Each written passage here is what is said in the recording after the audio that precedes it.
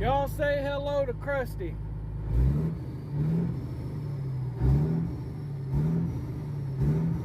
Krusty says hello to y'all.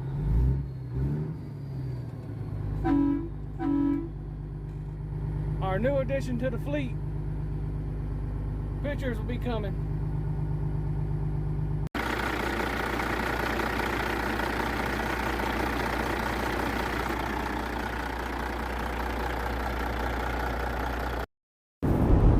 What's going on, ladies and gentlemen? Yep, that there is our new addition to the fleet. His name is Krusty. He's a 1995 Kenworth T600. Has a 475 horsepower Caterpillar engine with a 10-speed Eaton Fuller transmission. Got 24.5 rubber all the way around, aluminum wheels on the steer and steel wheels on the rear. Got a big old bunk mid-roof. She does have a few issues. She's old. She's been put through the ringer. Alright, I bought her from Arab, Alabama. I found it over there, fell in love with it. Engine sounded good, no blow-by. Everything as far as the drivetrain seemed solid except for the clutch. Alright, so I went over and we got her, and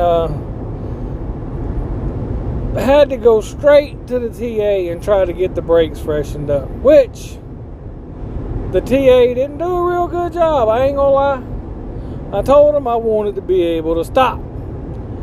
Well, they wasn't able to get it any better, man. That thing was sliding every time I tried to stop, and I'd have to pump the brakes to get her to do any good. I was not happy. But we managed to get her on home. And instead of following my instincts and taking it to a quality shop that I knew about ahead of time, I took it to a guy that had done some work before me before.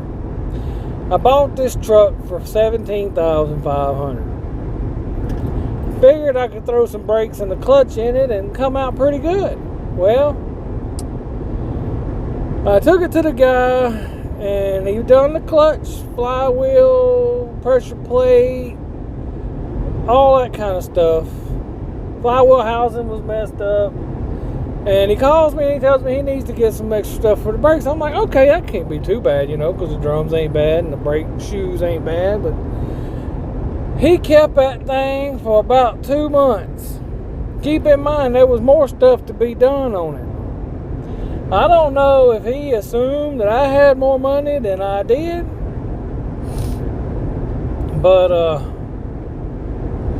I should have priced it per job and let him do one job at a time instead of lumping it all in together, because when it was all said and done, I owed $15,000. You heard me right, $15,000.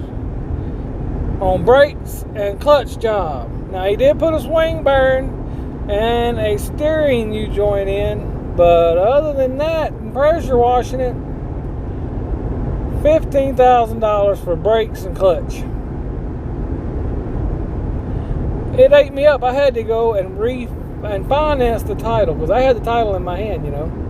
I was going to use the money I made off of selling that Freightliner to get this truck in the road. Well, so I've done lost 2 months revenue and $15,000. Y'all, it puts a pinching on me. It's putting a pinching on me bad. So, and he was supposed to fix the oil leaks that were in it. Now, he did fix the rear seal because he was in there working on the rear end. On the clutch. But the oil pan is now leaking from cracks in the back of it. And that front seal on the front structure is leaking that he never did get to, because I needed to get my truck away from there. It was taking forever, and lo and behold, costing me, I was figuring $6,000 to $8,000. I was not figuring $15,000 on brakes and clutch. Yes, I was taken aback. I'm not going to talk bad about the guy. All I'm going to say is that he could have communicated a little better with the pricing of the situation. I should have held his feet to the fire and made him do it by the job and estimate it before he started it, because he surprised me by how much exactly we did spend, and we still didn't get everything done that we needed to get done. Still got an oil leak, still got a front seal leak. I let him look at my air conditioner. He charged it up, but as soon as I got it home and cranked it up next morning, it blew out, because I tried to explain to him, which I did not think he was listening, that somebody had went in there and wired the clutch where you had to cycle it. It was building up too much pressure. I don't know if he went in there and unhooked it or what, but as soon as I turned it on day number 2, it blew out. Alright, so I get it home and it needs kingpins.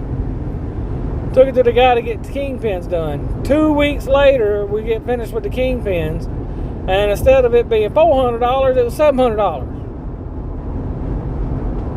That's right. So far, Krusty is not being my friend.